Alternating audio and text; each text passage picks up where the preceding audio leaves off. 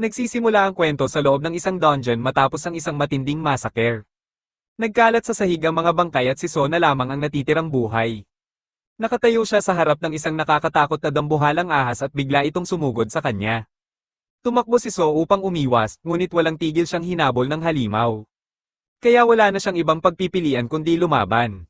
Sa kasamaang palad, hindi sapat ang lakas ng kanyang espada upang maputol ang mga pangil ng ahas kaya napilitan siyang lumayo muna. Tumalon si So mula sa isang pader upang makakuha ng puwersa at naghanda para sa kanyang huling pag-atake. Napansin ng ahas ang pagbabago sa kanyang espada kaya binago rin ito ang sariling pag-atake at itinulak lamang siya palayo. Matinding pinsala ang tinamo ng kanyang mga laman loob at muli siyang sinugod ng halimaw. Sa wakas, nagawa ni So na ihanda ang ataking kanina pa niya sinusubukang gamitin at nagsimulang magningning ang kanyang espada. Hiniling niya sa ahas na tumigil na at buong lakas na isinaksak ang espada sa ulo nito. Kung mawala ang napakalaking kapangyarihan mula sa kanyang katawan, ngunit napatunayang masyadong malakas ang halimaw. Nabali ang kanyang espada at wala na siyang nagawa habang nasa himpapawid. Ang dambuhalang ahas ay kumagat sa kanyang binti at ginawa ni So ang lahat upang masaksak ang mata nito. Gayunpaman, hindi pa rin napigilan ng halimaw, hinati nito ang ibabang bahagi ng kanyang katawan sa pamamagitan ng kagat at malakas siyang ibinangga sa pader. Napasigaw si So sa matinding sakit dahil halos hindi na niya ito makayanan at hindi siya makapaniwalang dito na magtatapos ang kanyang buhay. Habang lalo pang lumalala ang sitwasyon, sinisi niya ang lahat sa isang taong nagngangalang Kwan. Lumipat ang eksena sa nakaraan kung saan sinabi ni Kwan kay So na kailangang magtagumpay ang misyon kahit ano pa ang mangyari.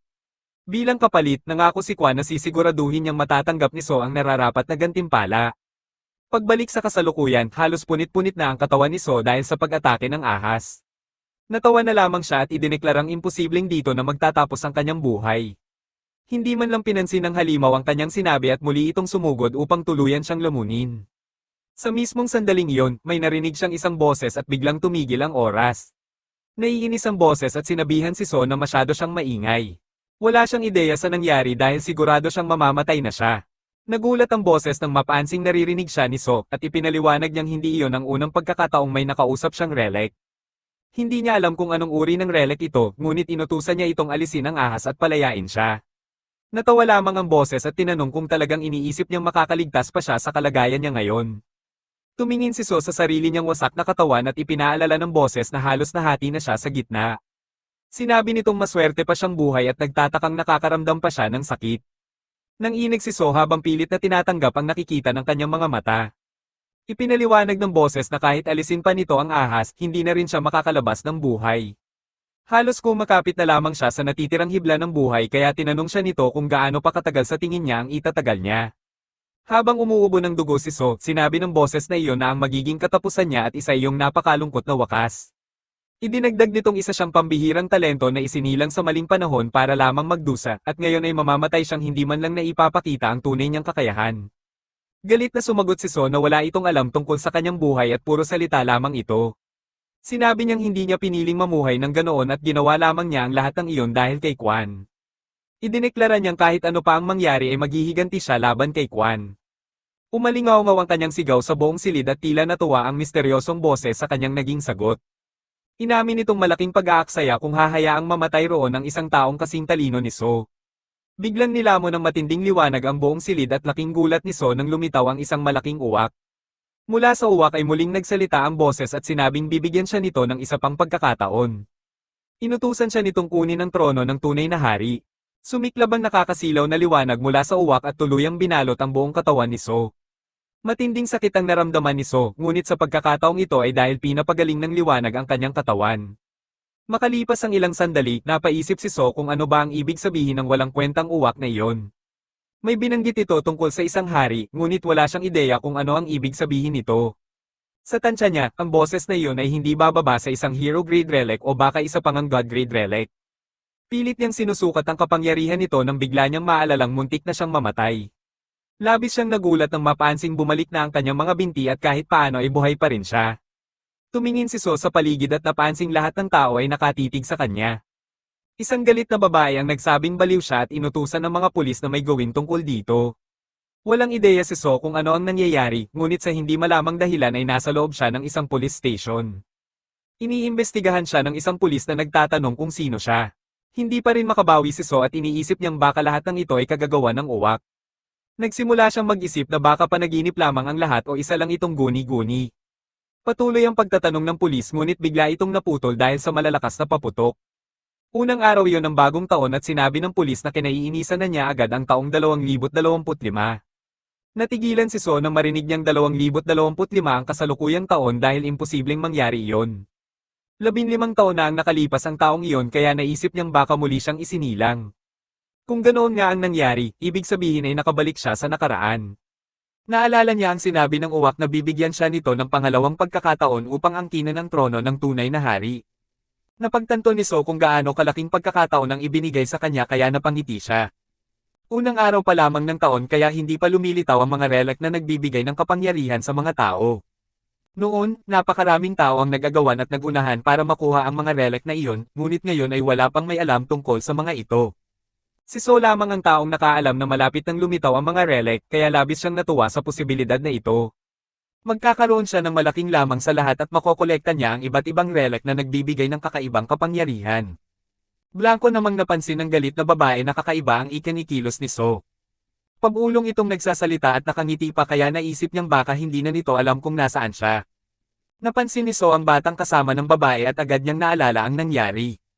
Ang batang iyon ang unang nagsimula ng gulo kaya itinulak lamang niya ito. Natamba ang bata na parang sako ng patatas, na para bang hinihintay lang nitong mauna siyang gumalaw. Sinabi ng babae na sinaktan ni So ang kanyang anak na nasa 3 taon pa lamang ng high school. Nangyari ang insidenteng iyon 15 taon na ang nakalipas kaya sinubukan niyang alalahanin kung paano niya ito nalampasan noon.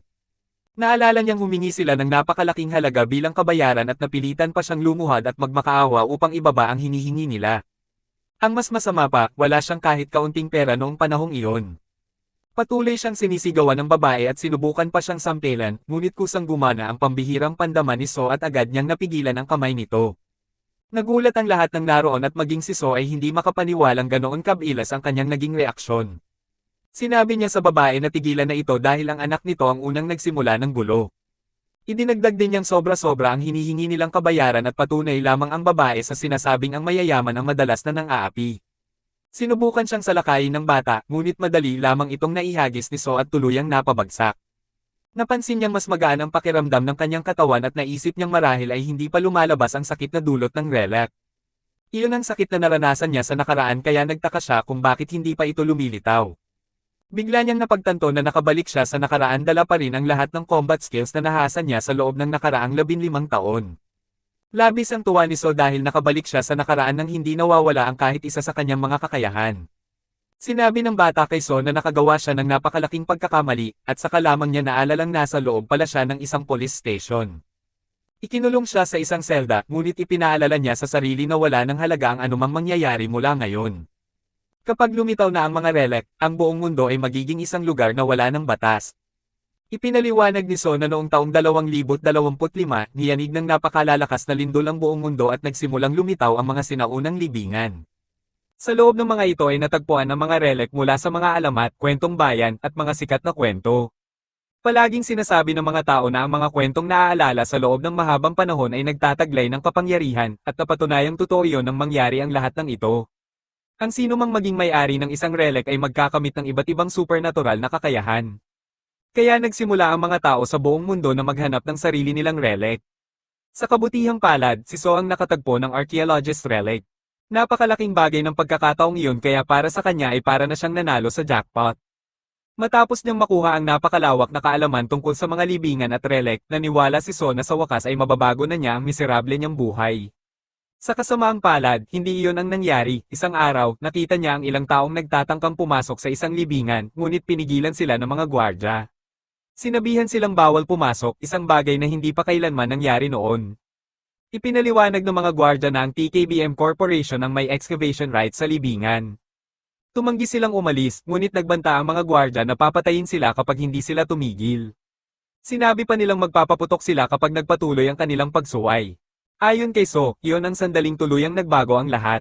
Si Kwan, ang chairman ng TKBM, ang naging simula ng lahat ng ito.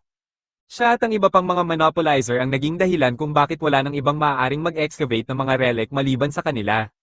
Sa kabutihang palad para kay So, kinilala ng TKBM ang kanyang excavation ability kaya kinuha siya ng kumpanya bilang tauhan. Inupahan siya ni Kwan at ipinagawa sa kanya ang lahat ng maruruming trabaho.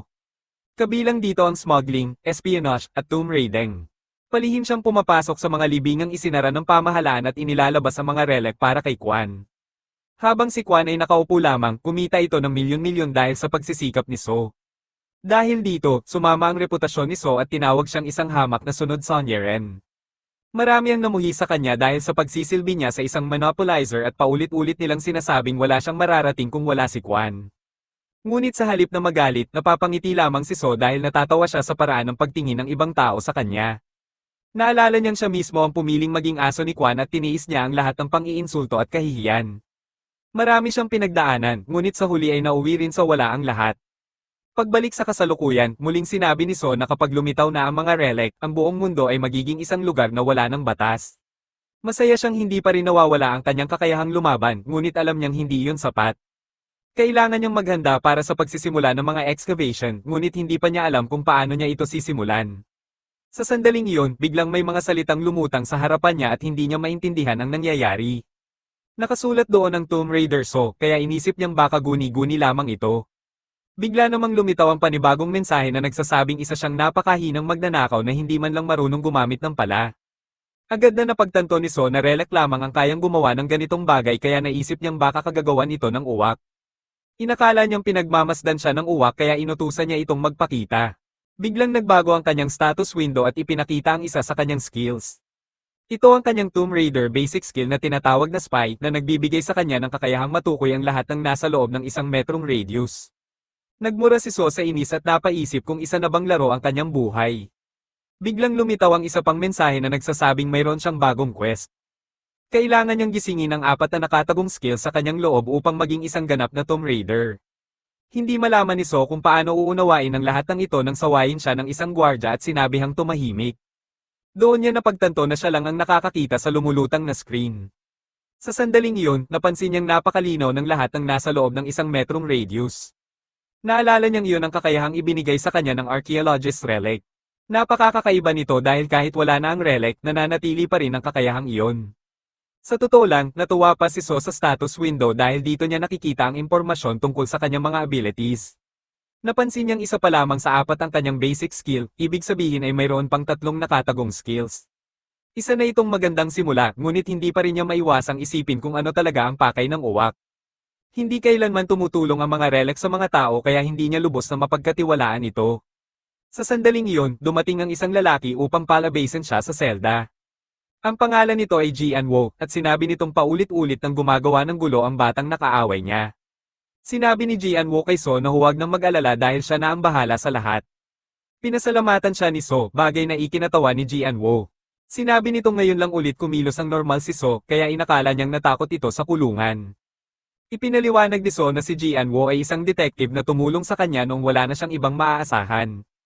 Habang pauwi sila, tinanong ni So kung mayroon na bang mga kakaibang insidente kamakailan tulad ng mga taong sinasaniban o anumang may kaugnayan sa supernatural powers. Nagulat si Jian Wo at tinanong kung maayos lang ba siya. Sinabi nitong mas mabuting sa isang manghuhula niya itanong ang mga ganoong bagay, ngunit maya-maya ay nagbiro ito. Baka raw may supernatural powers ang kanyang asawa dahil palagi nitong nahahanap ang lihim niyang ipon. Siyempre, biro lamang iyon, dahil doon, napagpasyahan ni So na wala pang lumilitaw na mga gumagamit ng relic. Naghiwalay na ang dalawa at pinag-isipan ni So ang kasalukuyang sitwasyon. Sa ngayon, nagsisimula ng lumitaw ang ilang libingan sa iba't ibang lugar, ngunit wala pang mga relic user. Ibig sabihin, ito ang pinakamainam na pagkakataon upang kumilos. Ang tanging problema ay wala siyang sapat na pera, naalala niyang karamihan sa mga unang relic ay lumitaw sa Europe at sa Amerikas, kaya kailangan muna niyang makakuha ng sapat na pera para sa pamasahe sa eroplano. Habang naglalakad, nakasalubong niya ang ilang siga na nakakakilala sa kanya at nagtaka kung bakit hindi siya nagtatrabaho. Sinubukan nila siyang takutin, ngunit sa halip ay tiningnan lamang sila ni So bilang bago niyang pagkakakitaan. Ang leader ng grupong iyon ay si Park, isang dating miyembro ng sindikato na ngayon ay lokal na siga at art broker. May-ari siya ng isang maliit na art gallery kasama ang kanyang nakatatandang kapatid na si Kongju. Noong nag-aaral pa si So, desperado siyang kumita ng pera kaya nagtrabaho siya ng part-time para sa magkapatid. Kapalit ng napakaliit na sahod, tiniis niya ang pambubugbog at pagpapahirap nila habang pinagtatrabaho siya na parang alipin. Gaya ng dati, muli siyang sinubukang paglaruan ng mga ito at sinabihan pa siyang makinig. Isang lalaki ang nagtangkang sapakin siya, ngunit sa isang suntok lang ni So, lumipad ito sa ere. Napatanga ang lahat at kalmadong tinanong ni So kung sapat na ba iyon. Pagkatapos ay inutusan niya silang tumakbo at iparating ang isang mensahe sa kanilang amo. Sinabi niyang nagbibitiw na siya sa trabaho kaya gusto niyang makuha ang lahat ng hindi pa naibabayad na sahod pati ang kanyang separation pay. Hindi siya sineseryoso ng mga siga dahil hindi pa nila kailanman nakita si So na kumilos ng ganoon. Sinubukan siyang atakihin ni Park ngunit brutal siyang binugbog ni So. Paulit-ulit niyang pinagsusuntok ang mukha nito at tinapos ang isang panig na laban sa pamamagitan ng malakas na tuhod sa mukha. Natulala ang natitirang mga siga dahil buong akala nila ay hindi marunong lumaban si So. May isa pang sumigaw na sabay-sabay na lamang silang sumugod. Sinubukan nila yon, ngunit nauwi lamang ito sa isang matinding massacre. Ipinakita ni So ang pambihira niyang husay sa pakikipaglaban at isa-isang pinabagsak ang lahat ng kalaban. Wala silang nagawa kundi mamaluktot sa sakit habang nagkalat ang kanilang mga katawan sa paligid. Napaisip ang isa sa mga siga kung ano ba ang nangyayari. Palagi nilang kilala si So bilang isang mahina at talunang tao kaya imposibleng mangyari ang lahat ng ito. Napangiti si So habang iniisip na ang lahat ng iyon ay bunga ng 15 taon niyang naipong karanasan at combat skills. Sa sandaling iyon, napansin ni So na wala pa sa tamang kondisyon ang mas bata niyang katawan upang kayanin ang lahat ng combat skills na dala niya mula sa hinaharap. Kapag nagtagal pa ang laban, maaari siyang malagay sa alanganin kaya kailangan niya itong tapusin agad. Nagngingit-ngit sa galit si Park matapos mabugbog kaya naglabas ito ng isang kutsilyo. Isang siga ang nagbabala na mag-ingat dahil maaaring ikamete ni So ang tama ng kutsilyong iyon. Ngunit walang pakialam si Park dahil para sa kanya, nilapastangan ni So ang mga taong tumulong dito noon. Sa sandaling makita ni So ang kutsilyo, agad niya itong nakilala bilang isang relic. Napakabihirang makakuha ng relic kaya nagtaka siya kung bakit may pag-aari nito ang isang hamak na tulad ni Park, gayunpaman, hindi rin iyon ganoon nakakagulat dahil may ilang relic na nakakatakas mula sa mga libingan at palihim na nagtatago sa lipunan. Sumugod si Park dala ang kutsilyo upang patayin siya, ngunit nanatiling kalmado si So. Sa katunayan, mas natuwa pa siya dahil alam niyang sa loob lamang ng ilang sandali, magiging kanya na ang relic na iyon. Kinuha ng batang si So ang espada at matapos itong suriing mabuti sa loob ng ilang sandali, nagpasya siyang angkinin ito.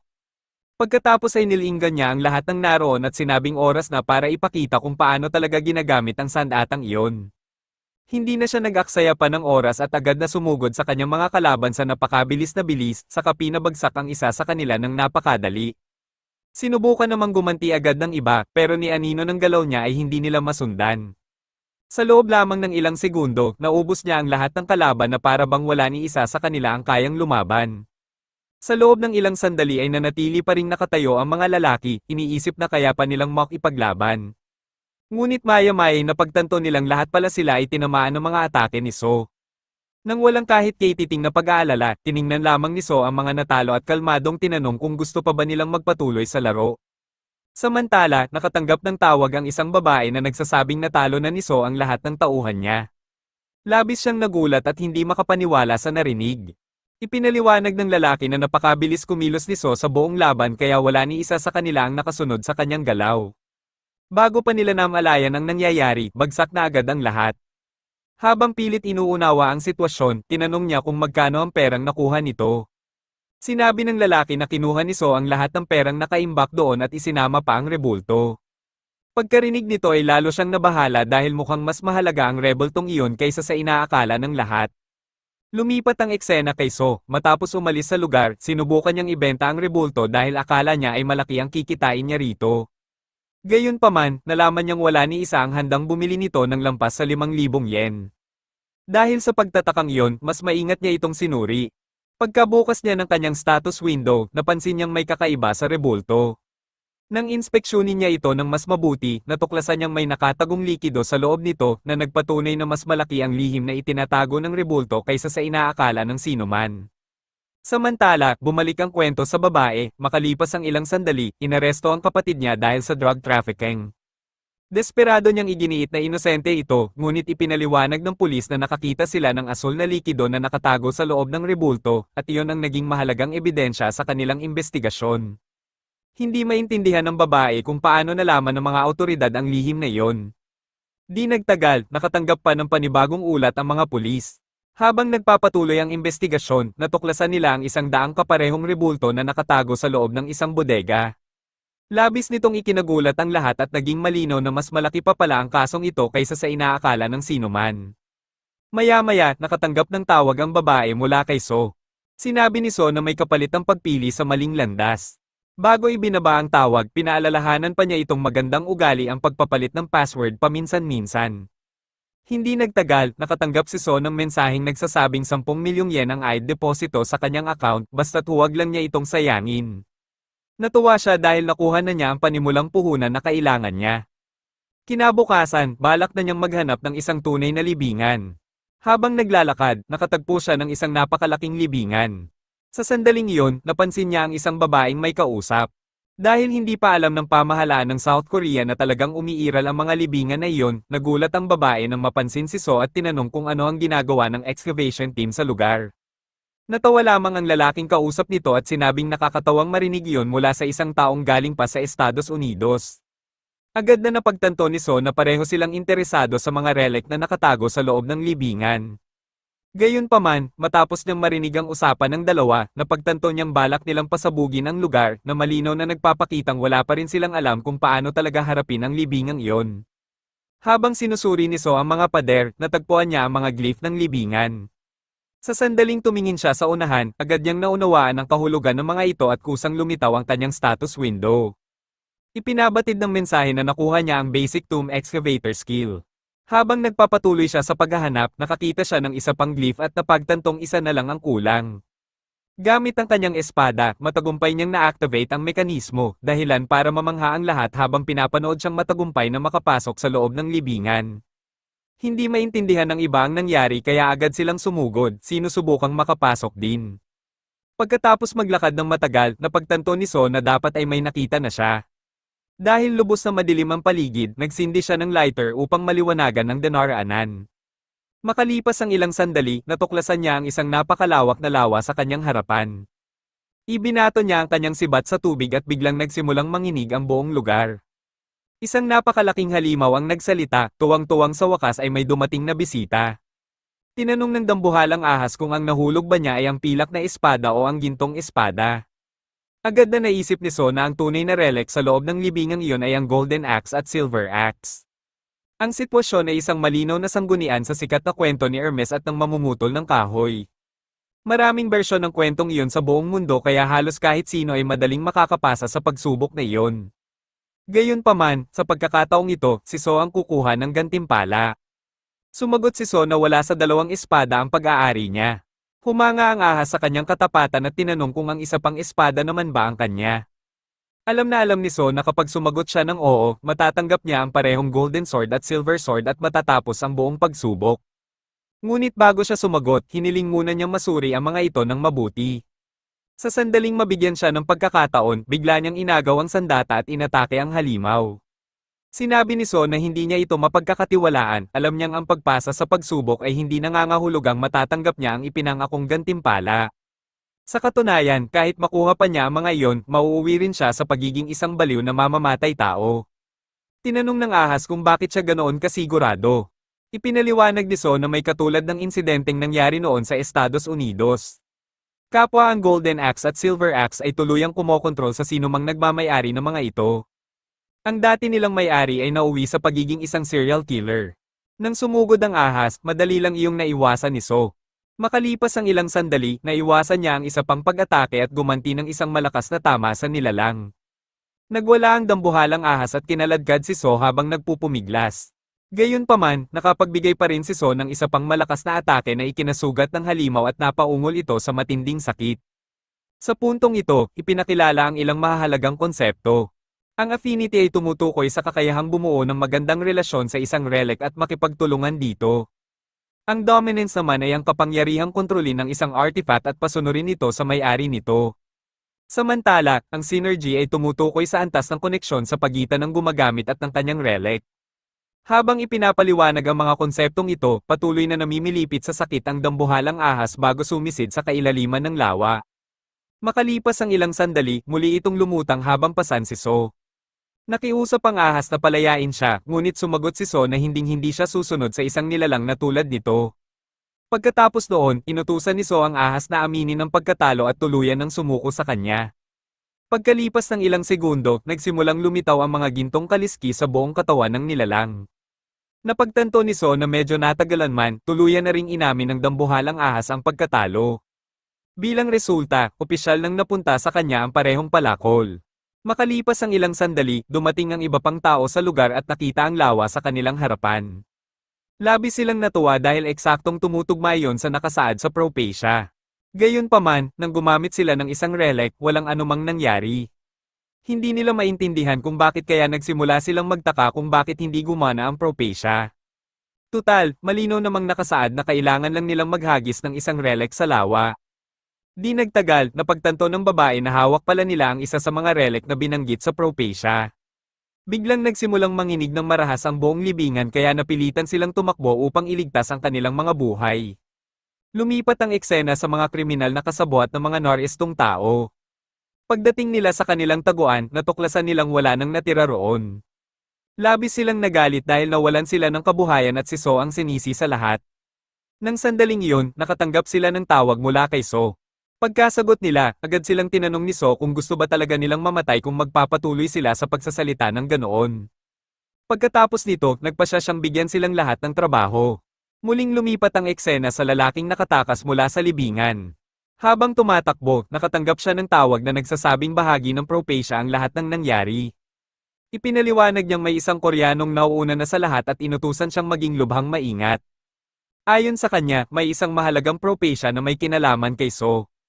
Lumalabas na nakatakda itong lumunin ng buong mundo. Bumalik ang kwento kay So habang nagbibigay siya ng misyon sa grupo. Kailangan nilang magtungo sa pinakamalaking lihim na auction sa buong mundo na ginaganap sa Las Vegas. Kapag nakapasok sila roon, maaari nilang malaman ang susunod na plano ng kanilang mga kaaway. Kaya sinabi ni So na dapat silang magkita sa auction sa pagtatapos ng buwang iyon.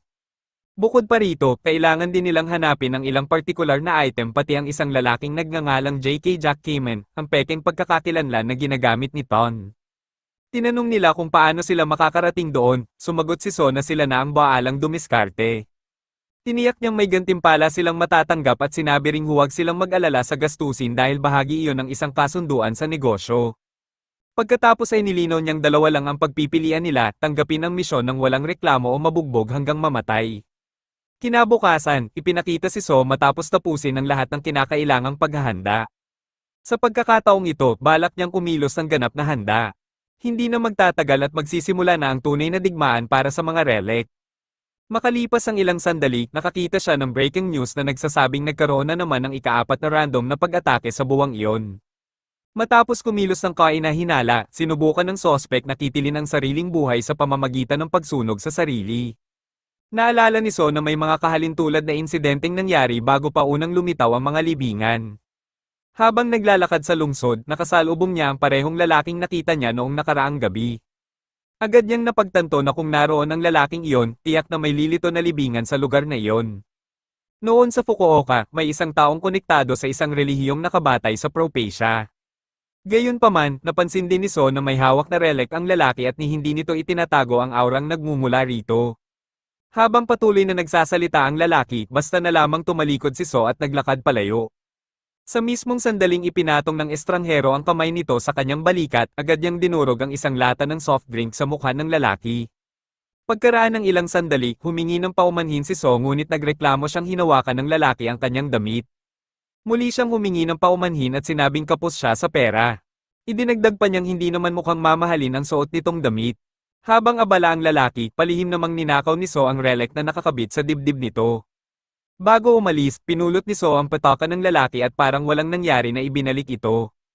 Samantala, nagsimulang mag-alala ang lalaki na baka natuklasan ni So ang tunay na dahilan ng pagpunta niya roon. Bigla namang lumindol ng napakalakas at niyanig ang buong lugar. Makalipas ang ilang sandali, matagumpay na nakalabas si So. Samantala, nakatanggap ng tawag ang lalaki mula sa kanyang nakatataas. Habang nag-uusap sila, naalala niyang nakasaad sa Propacia na ang Koreanong nakakuha ng Axe Relic ay magiging napakalapit sa kanya. May isa pa ring babala na dapat mag-ingat sa mga inumin, sa sandaling iyon, tuluyan niyang napagtanto na si So ang mismong Koreanong tinutukoy ng Propacia. Ang dalawang pagpapakita ay nagdulot ng napakalaking pagsabog ng enerhiya mula sa lupa, at hindi nagtagal, tuluyan na itong nabuo.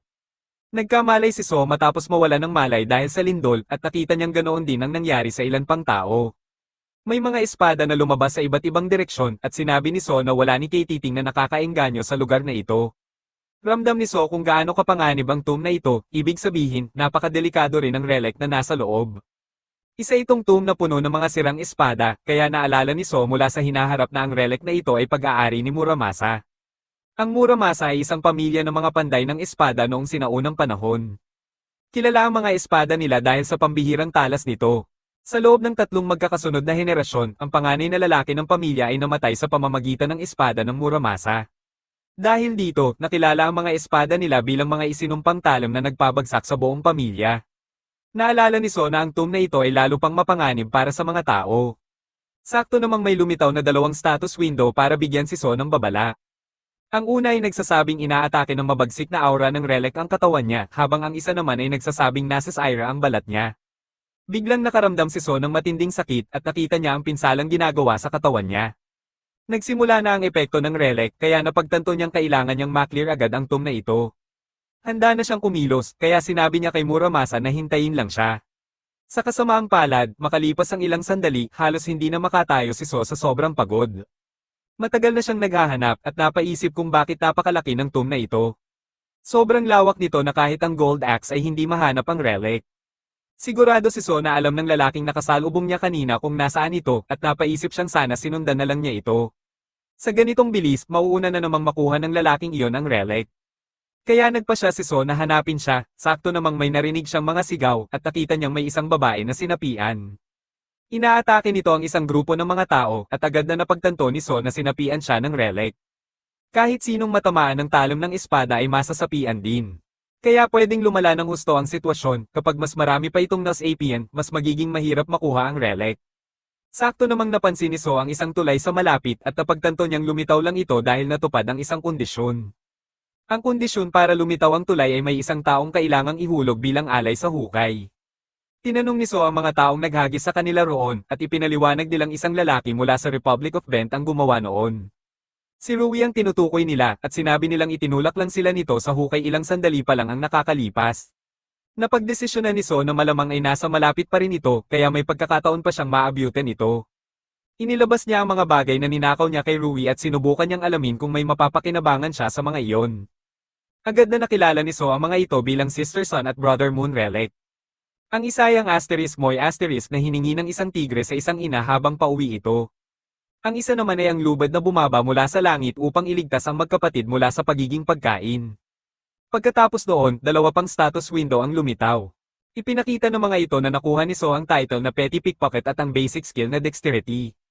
Ibig sabihin, kumpleto na niya ang apat na basic skill at ang huli ang isa sa pinakakapakipakinabang. Bukod sa iba pang benepisyo, pinapadali rin ng Dexterity ang mabilis na pagkatuto kung paano gamitin ang mga hindi pamilyar na item. Ipinahayag naman ng kasunod na status window na nagising na ni So ang lahat ng apat na kakayahan, ibig sabihin isa na siyang ganap na Tomb Raider. Kumpleto na ang quest, kaya naghihintay na sa kanya ang kanyang reward. Pagkalabas sa tomb, ayaw nang magsayang ni So ng oras kaya dumiretso agad siya sa hukay. Sinalakay agad siya ng sinapyang babae, pero mukhang nag-e-enjoy pa si So sa laban. Ginamit niya ang espada para itulak ito paatras, pagkatapos ay ginamit niya ang bago niyang relic para balutin ng lubad ang babae. Agad bumalik sa normal ang babae, kaya tinanong ni So ang ibang tao kung nakita ba nila kung saan nagpunta ang lalaking iyon. Sinabi ng isang lalaki na tumawid ito sa tulay at pumasok sa isang kuweba. Sakto namang nagsalita ang babae at nakiusap na alisin na ni So ang lubad. Narinig ni So na nagsasalita ang lubad at sinasabi nitong gusto nitong maglaro ng isang laro. Sawa na si So rito kaya agad niya itong pinabalik. Pagkatapos, sinabi niya sa mga tao na ilalabas niya sila sa hukay pero kailangan nilang tulungan siyang hanapin si Rui. Tiniyak niyang kapag nahanap nila ito, hahayaan niya silang makaganti sa ginawa ni Rui sa kanila. Samantala, tumawid si Rui sa tulay habang sinusundan ang direksyon ng future guide. Tuwang-tuwa siya nang marating niya ang lugar kung saan dapat naroon ang relic. Bumaba siya sa hukay at nagsimulang maghanap, sinabi niyang ang kailangan na lang niyang gawin ay makuha si Muramasa at matatapos na ang misyon niya. Pagkatapos noon, hahanapin niya ang lalaking nanloko sa kanya at paghihigantihan ito. Kapag nakuha na niya si Muramasa, wala nang makakatapat sa kanya. Kaya buong kumpiyansa niyang idineklara na kanya na ang tagumpay. Hindi nagtagal, nainis siya dahil puro sirang espada lang ang nakikita niya. Hindi inaasahan, biglang lumitaw sa likuran niya ang lahat ng taong itinulak niya sa hukay at nagtaka siya kung paano sila nakarating doon. Agad nila siyang ibinagsak sa lupa at pinagtulungan siyang sipin. Narinig ni Rui ang pagtawa ni So sa malapit at agad niyang naisip na si So ang may kagagawa ng lahat. Ginamit ni So ang gold axe at inutusan itong hanapin ang relic. Dahil mas malapit na sila ngayon, mas naging epektibo ito. Ipinakita ng gold axe kung alin sa mga espada ang tunay na relic, kaya hinayla ito ni So papunta sa kanya. Nagsimulang magsalita ang relic at sinabing humanga ito dahil nahanap siya ni So. Sinabi nitong kung gusto ni So ang kapangyarihan nito, kailangan muna niya itong paliguan sa dugo ng 10 tao. Ipinaliwanag nitong dugo lang ng tao ang kayang magpanumbalik sa sirang katawan nito. Binalaan pa nito si So na kapag tumanggi siya, hindi na siya makakaalis sa lugar na iyon. Agad namang sinabi ni So na kaya galit siya sa mga relic ay dahil lagi nilang pinapadaan sa pagsubok ang mga taong nakakahanap sa kanila. Sinabihan siya ng relic na tigilan na ang pagsasayang ng oras at simulan ng pumatay ng mga tao. Tumanggi si So at naisip niyang ipapalasap niya rito ang kapangyarihan ng kanyang dominance. Agad niyang ginamit ang kanyang dominance laban sa relic at napasigaw ito sa sobrang sakit. Nagsimulang yumanig ang lupa habang sinasabi ni So na ang relic naman ngayon ang sasailalim sa pagsubok. Inutusan niya si Muramasa na maging mabuting espada at higupin ang lahat ng mga kopya nito. Wala nang nagawa ang relic kundi sundin ang utos ni So. Sinipsip nito ang napakaraming espada na nakakalat sa buong lugar at naglabas ng napakalaking kapangyarihan. Sa huli, nanaigang dominance ni So at namangha si Rui habang hawak ni So ang bago niyang espada. Pagkatapos noon, umalis na ang lahat sa hukay pero napansin ni So na sinusubukan ni Rui na tumakas. Sinabi niyang hindi makakasama si Rui sa kanila, sinubukan ni Rui na makiusap at nangakong irerekomenda niya si So sa gobyerno. Sinabi niyang malaki ang bayad doon at nasa kanila ang prophecy relic na future guide.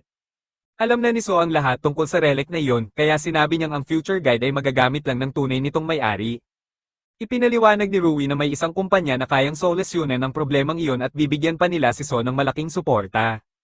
Naging interesado si So, kaya ibinunyag ni Rui na ang pangalan ng kumpanyang iyon ay TKBM. Natigilan si So dahil iyon mismo ang korporasyong kilala niya mula sa hinaharap at masamang balita iyon para kay Rui. Walang pag-aalinlangan, sinipan ni So si Rui sa tiyan at iniwan itong mag-isa sa hukay. Kahit paulit-ulit pang nagmakaawa si Rui, wala na itong pakialam si So. Sa halip, sinabi lang ni So kay Rui na humingi na lang ng tulong sa TKBM.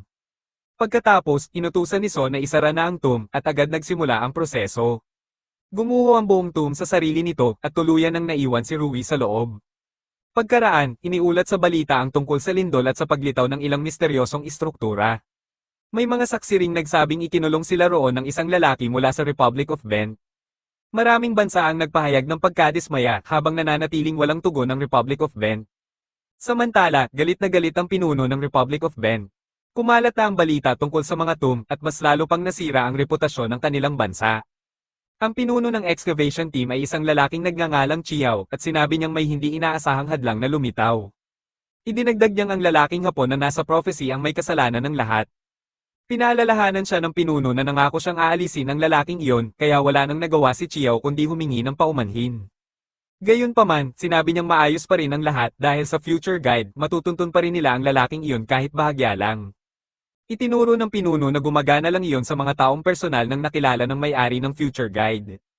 Ipinaliwanag ni Chiao na namarkahan ng aklat si Rui nang makipagkita ito sa lalaking Hapon, kaya maaari na nila itong matuntun kahit bahagya. Nakiusap si Chiao na bigyan pa siya ng isa pang pagkakataon, kaya binalaan siya ng pinuno na huwag nang pumalpak muli. Sa isang hotel naman, tiningnan ni So ang sugatan niyang braso at sinabing ito ang kapalit ng paggamit ng dominance. Hindi niya sinunod ang pagsubok ng relic at sa halip ay pinilit niya itong sumuko. Ipinaliwanag niyang habang mas malakas ang relic, mas malakas din ang paglaban nito. Batay sa pinsalang natatanggap niya, alam ni So na hindi nakakayanin ng katawan niya kung patuloy niyang gagawin iyon. Sakto namang pinaalalahanan siya ng isang status window na handa na ang reward niya sa pagkumpleto ng quest. Sinabi nitong pag-isipan niyang mabuti bago piliin ang kanyang reward. Ang pagpipilian niya ay ang Path of Dominance o ang Path of Affinity. Siyempre, sinabi ng bida na malinaw naman kung ano ang pipiliin niya, ang Path of Dominance. Sinabi ng status window na naibigay na ang reward niya pero walang nangyari. Nagtaka si So kung bakit walang lumitaw kaya nagsimula siyang maghanap ng treasure chest. Sakto namang may napansin siyang kakaibang orb sa bulsa niya. Ipinakita ng status window na isa itong consumable relic na tinatawag na instant food pero hindi alam ang grade nito. Napaisip si So kung kakainin ba niya ito dahil mukha lang naman itong isang holen. Napagdesisyonan niyang kung iyon man ang katapusan niya, ganoon talaga ang nakatakda. Pagkakain niya rito, agad siyang nakaramdam ng napakalakas na pressure. Nakakagulat, tuluyang gumaling ang sugat sa braso niya at ipinaliwanag ng panibagong status window ang nangyari. Sinabi nitong nalampasan ni So ang relic poison at ganap nang nakarecover. Dahil dito, nadiskubre niya ang kakayahang tolerance. Naisip ni So na kung kayang inyutralize ng tolerance ang relic poison, napakahalaga nitong skill. Dahil dito, magagawa na niyang patuloy na dominahin ang mga relic nang wala ng kapalit o pinsala. Naghinala si So na kagagawa nito ng uwak kaya napatanong siya kung ano ba talaga ang balak nito. Hindi niya maintindihan kung ano ang mapapala ng uwak sa pagpapadali ng lahat para sa kanya. Sakto namang may isa pang status window na lumitaw at nagsabing na markahan siya ng isang S-grade relic. Ibig sabihin, binabasa na ngayon ang kanyang hinaharap. Napaisip si So kung natagpuan na ba siya ng future guide. Ipinaliwanag niyang hindi gumagawa ng mga tomb ang future guide para hanapin ito ng perpektong gumagamit nito. Sa halip, ito mismo ang pumipili ng sarili nitong may-ari. Naalala ni So mula sa hinaharap na ang pinili ng future guide ay isang taong nagngangalang Sasaki. Unang nalaman ng pamahalaan ng Republic of Bent ang tungkol kay Sasaki mula sa aklat kaya inalok nila ito ng napakalaking suporta kapalit ng paggamit ng kapangyarihan nito sa paghuhukay ng mga tomb. Sa simula, mukhang maayos ang lahat pero agad nalaman ng pamahalaan na walang gaanong hilig si Sasaki sa pag-aaral. Halos hindi niya mabasa ang sinaunang wika na gamit sa future guide kaya wala siyang naitulong sa kanila. Kalaunan, may lumitaw na mas mahusay na gumagamit ng prophecy relic kaya itinapon na lang ng pamahalaan si Sasaki. Hindi pa ito nangyayari sa kasalukuyan kaya nadatnan natin si Sasaki na masayang nanunood ng TV. Bigla siyang inistorbo ng guro niya at sinabing oras na para basahin niya ang future guide. Sa kasamaang palad, napakahirap ng wikang gamit nito kaya sumasakit lang ang ulo niya. Hindi niya maintindihan ang karamihan sa mga karakter kaya sinabi ng guro na isulat na lang niya ang lahat ng simbolong hindi niya alam. Bigla na lang napasigaw si Sasaki sa takot ng ipakita ng aklat na malapit nang matapos ang buhay niya. Samantala, masayang kumakain ng hapunan si So habang iniisip kung gaano katagal bago dumating ang isang grupo. Palabas na sinadya ni So na magbanta sa buhay ni Sasaki. Paulit-ulit niyang isinulat na papatayin niya ito dahil alam niyang hindi kayang baliwalain ng aklat ang mga bantang nakatuon sa may-ari nito. Ang tunay na layunin ni So ay mapansin ng organisasyon at eksaktong iyon ang nangyari. Ipinagpalagay niyang ipinakita ng aklat ang propesya ng pagkamatay ni Sasaki kaya napaisip siya kung gaano katagal bago siya matagpuan ng organisasyon. Pero sa labas pa lang, naroon na pala sila, balak nilang papasukin si Sasaki na kunwari ay isang waitress, pero takot na takot itong harapin ang lalaking gustong pumatay sa kanya. Sinabihan lang siya na tingnan si So sa mata kahit isang segundo para tuluyan siyang mamarkahan ng aklat. Kumpiyansa silang hindi alam ni So ang itsura ni Sasaki, at marami rin silang gwardya sakaling may mangyaring hindi inaasahan. Dumating si Sasaki dala ang in-order na sushi ni So, pero sa unang tingin pa lang ay nagustuhan na niya ito. Samantala, agad namang nakilala ni So na si Sasaki ang may-ari ng aklat. Humanga pa siya dahil si Sasaki mismo ang lumapit sa kanya dahil napakatapang ng ginawa nito. Inabot ni So ang kanyang espada kaya agad naghanda ang excavation team para protektahan si Sasaki. Papasok na sana silang lahat pero nagulat sila nang si Sasaki mismo ang nagsara ng pinto. Pati si So ay natigilan at biglang tinanong siya ni Sasaki kung pwede ba siyang maging fan niya. Walang maintindihan si So sa nangyayari at sinabi ni Sasaki na gusto niya siyang makausap ng silang dalawa lang. Dahil ayaw niyang may ibang makarinig, nagsulat siya ng mensahe para kay So. Ipinagtapat ni Sasaki na gusto talaga niya si So pero naisip ni So na hindi ito ang tamang oras para sa panliligaw, gayunpaman, napagtanto niyang maaari niya itong mapakinabangan, kaya sinagot niya ang mensahe nito, handa nang pasukin ng mga tao sa labas ang silid, pero biglang sumabog ang pinto, at ginamit ni So ang kanyang lubad para hulihin silang lahat. Sinabi ni So na naayos na ang istorbo, pagkatapos ay isinama niya si Sasaki sa isang date. Noong una, inakala ni Sasaki na hindi alam ni So na siya ang prophecy user dahil hindi naman niya yun ibinunyag. At dahil napakabait ng pakikitungo nito, sigurado si Sasaki na imposibleng gustuhin ng taong tulad niya na patayin siya. Bukod pa roon, dahil nagkatitigan na sila, magagawa na niyang direktang masilip ang future ni So mula ngayon. Kaya imposibleng mapatay siya ni So, gayunpaman, wala muna siyang magagawa sa ngayon dahil naiwan niya ang aklat sa bahay. Talagang naniwala si Sasaki na simpleng date lang ang may enjoy niya kasama si So. Pero nang lumiko sila sa isang eskinita, biglang hinugot ni So ang espada at itinapat ito sa leeg ni Sasaki bilang pananakot. Hindi makapaniwala si Sasaki na nangyayari talaga ito. Ngunit sinabi ni So na alam na niyang siya ang prophecy user. At kung ayaw niyang masaktan, mas mabuting sundin na lang niya ang lahat ng sasabihin nito. Wala nang halos pagpipilian si Sasaki sa sitwasyong iyon. Kaya pumayag siyang makinig kay So, ang unang iniutos nito ay ibigay niya ang kanyang cellphone. Ibinigay iyon ni Sasaki nang walang pagtutol, at agad iyong binasag ni So sa sahig para hindi siya agad matunto ng mga humahawak sa kanya. Pagkatapos noon, dinala siya nito sa isang restaurant para ipagpatuloy ang kanilang date. Pinaupo ni So si Sasaki sa isang pribadong booth at naglabas ng notebook bago ipinaliwanag na gusto niyang isulat nito, salita sa salita, ang lahat ng kasalukuyang propesya na nakasulat sa future guide. Sinubukan ni Sasaki na sabihin na hindi niya yun magagawa dahil naiwan ang future guide sa bahay, pero sinabi ni So na ang kailangan lang niyang gawin ay tapikin ang tato sa kanyang braso at banggitin ang pangalan ng relic. Hindi alam ni Sasaki na posible pala talaga yon, pero nang subukan niya, lumitaw nga ang relic gaya ng sinabi ni So. At ngayong nasa kanya na ang future guide, sinabi ni So na simulan na niyang magsulat hanggat kaya niya. Napilitan si Sasaki na magsulat ng tuloy-tuloy sa loob ng maraming oras at nagsisimula ng mang-alay ang kanyang mga braso. Kaya tinanong niya si So kung pwede ba siyang magpahinga sandali dahil masakit na ang kanyang braso. O mas mabuti pa raw, ibibigay na lang niya rito ang future guide mismo. Gaano man iyon katukso, hindi pwedeng gawin ni So yon. Ang future guide ay isang S-grade relic at kahit posible niyang angkinin ito gamit ang dominance gaya ng ginawa niya sa espada, kapalit naman ito ang matitinding kahihinatnan. Kaya sinabi ni So kay Sasaki na bilasan na lang niya. Pero nang sandaling yon, narinig niya ang paparating ng mga sundalo. Kaya naisip niyang sa wakas ay natunto na siya ng militar. Isa na lang ang natitira niyang gagawin ngayon, sisiguraduhin niyang wala nang sino man ang makakagamit pa ng future guide para subaybayan siya. Nang makita ni Sasaki na muling inilabas ni So ang kanyang espada, natakot siya ng husto at nakiusap na huwag siyang patayin, sinasabing mas magiging kapaki-pakinabang siya kung buhay pa. Gayunpaman, tiniyak ni So na hindi siya ang puntirya nito. Pagkasabi noon, agad niyang itinarak ang espada diretso sa future guide. Sumigaw ang aklat sa matinding sakit ng mapagtanto nitong inaatake ito.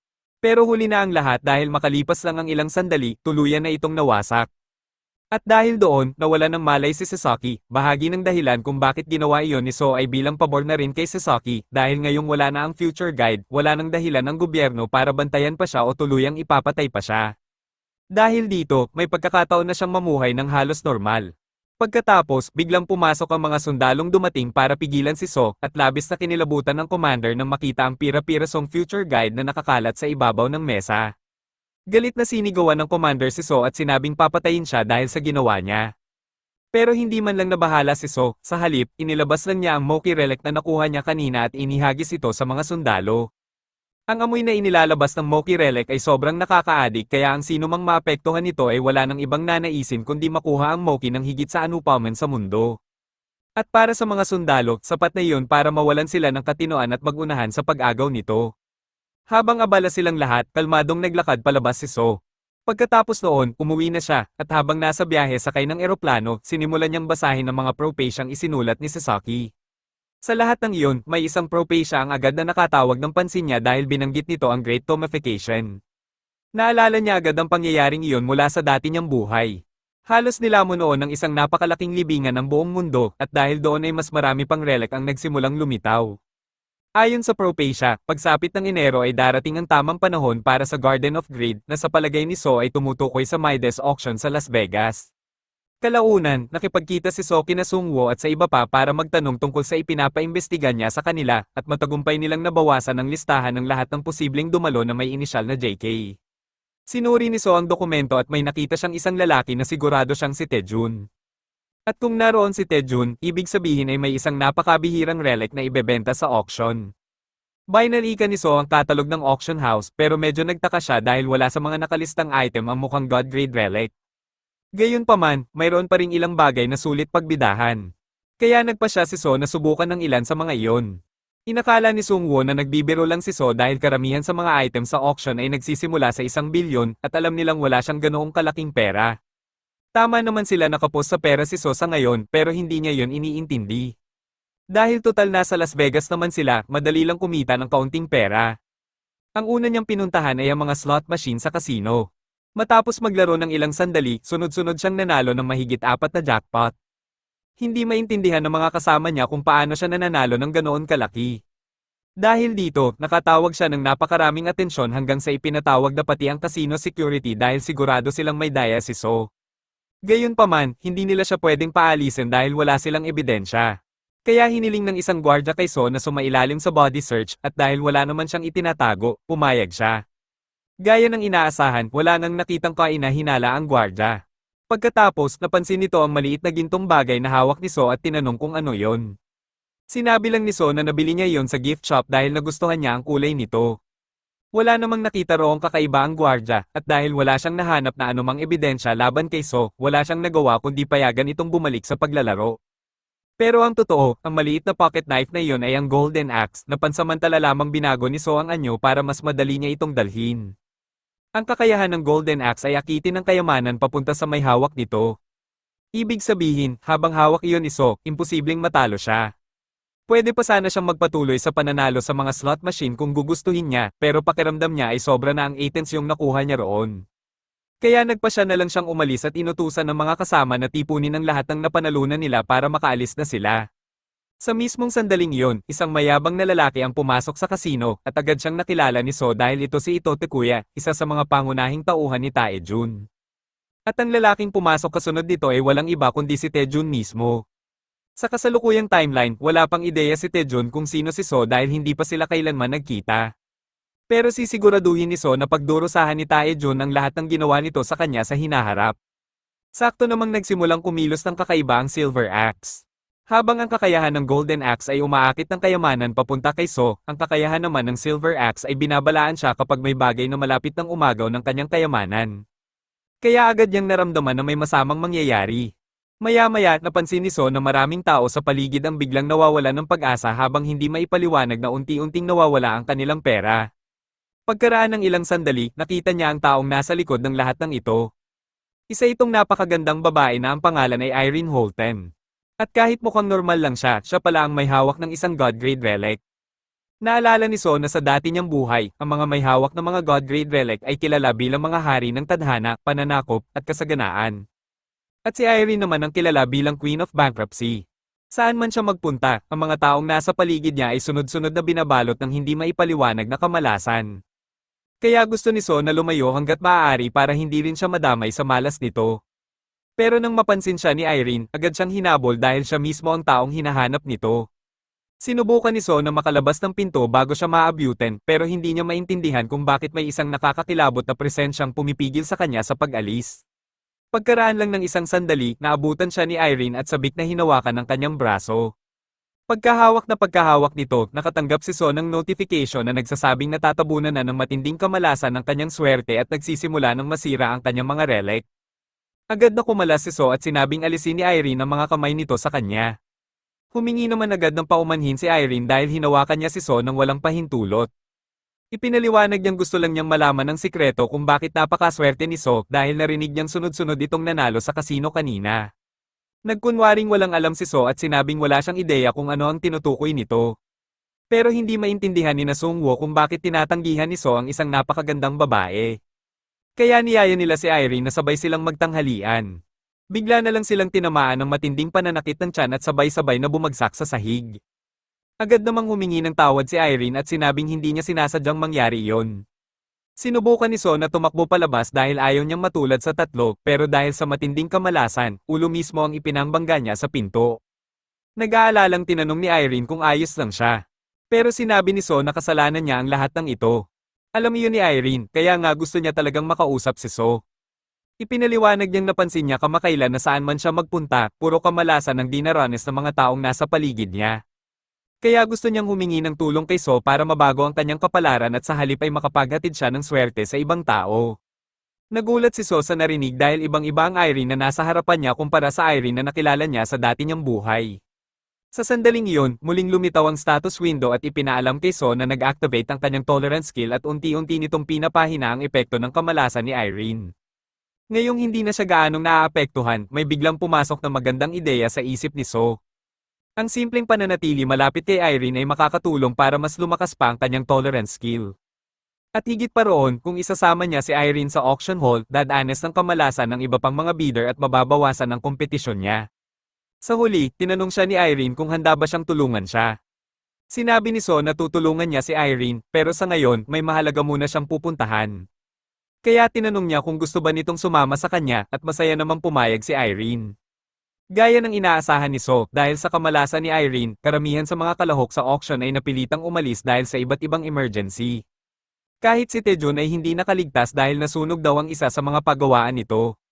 Gayunpaman, hindi pa rin ito umalis, kaya naisip ni So na siguradong may napakahalagang relic na ibebenta sa auction na ito. Habang hinihintay niyang lumabas yon, binalikan niya sa isip ang lahat ng nalaman niya tungkol kay Irene.